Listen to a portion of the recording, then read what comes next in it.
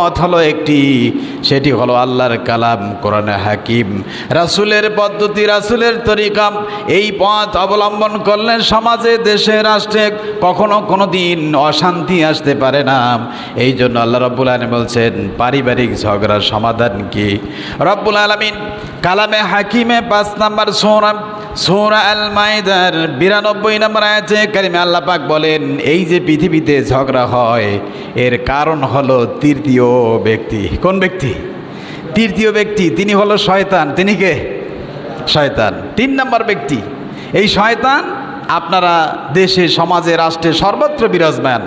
যেমন এক্সাম্পল দিলে বুঝবেন, 2 ভাই ভাইদের ভিতরে এত কঠিন মিল মহাব্বত, এবং বাবা ওসিয়াত করে গেছে, বাবা তোমরা কখনো ভাই ঝগড়া বিবাদ করবে না, ঝগড়া কার্য করবে না। তখন এই ভাই ঠিক মতো আমল করে যাচ্ছে, কিন্তু হঠাৎ করে তৃতীয় একজন ব্যক্তি সামাজিকভাবে সেইটা বরদাস্ত করতে পারে না। যেহেতু বরদাস্ত করতে পারে না, সেহেতু ছোট ভাইকে ডেকে নিয়ে বলে, এই বেটা তুই কি ব্যস্ত নাকি? বলে হ্যাঁ। কি বলবেন চাচা বলেন, দাদা কি বলবেন বলেন। বলে সেটা তো বহুত কথা, তবে যদি একটু সময় দাও তাহলে বলবো। বলেন দাদা আপনি কি বলবেন বলেন। বলে তুমি কি তোমার পরিবার সম্পর্কে কোনো খোঁজ খবর রাখো নাকি? বলে কি খোঁজ খবর রাখবো? বা জানো কি তোমার বড় ভাই সে তো শ্বশুর বাড়িতে এমন জায়গা জমি করছে, ব্যাংক ব্যালেন্স করছে, সংসারে সেইভাবে টাকা পয়সা কিন্তু দেয় নাই, খরচ করে নাই, কিন্তু তার অনেক সম্পদ আছে, সেটা কি তুমি জানো নাকি? তুমি তো খালি গাধার মতো খেটেই যাচ্ছ। ছোট ভাইকে দিয়ে দিলে এই এক পরামর্শ। কয়েকদিন যেতে না যেতেই আবার ওই বড় ভাইয়ের সাথে দেখা। কোন ব্যক্তি? এই 3 নম্বর ব্যক্তি, তৃতীয় ব্যক্তি। সেই ব্যক্তি বলতেছে, বাতিজা তুমি জানো কি তোমারে তো আমি খুব মহাব্বত করি, তোমার বাপের সাথে আমার গভীর সম্পর্ক। তুমি কি জানো তোমার ছোট ভাই সম্পর্কে কোনো খোঁজ খবর রাখো নাকি? বলে কি বলেন যেটা?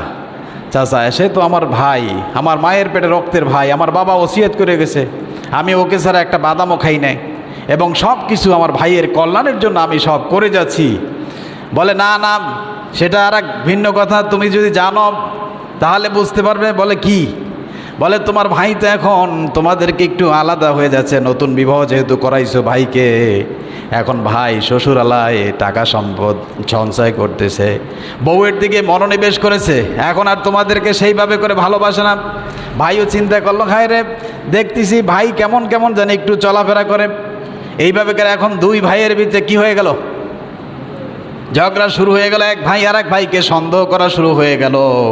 এই যে ঘরের ভিতরে আগুন লাগাই দিল, এইটা হলো 3 নম্বর ব্যক্তি, সে হলো শয়তান। সে কি? শয়তান। শয়তান আল্লাহ পাক বলছেন, ইন্নাহু লাকুম আদুউম মুবিন, নিশ্চয় শয়তান হলো মানুষের, মুমিনের প্রকাশ্য দুশমন। প্রকাশ্য দুশমন মানুষ।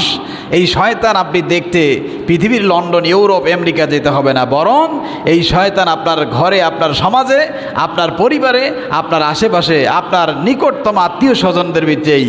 কেহ কারো সুখ শান্তি কখনো সে বরদাস্ত করে না। আমার বন্ধুগণ, তদ্রূপভাবে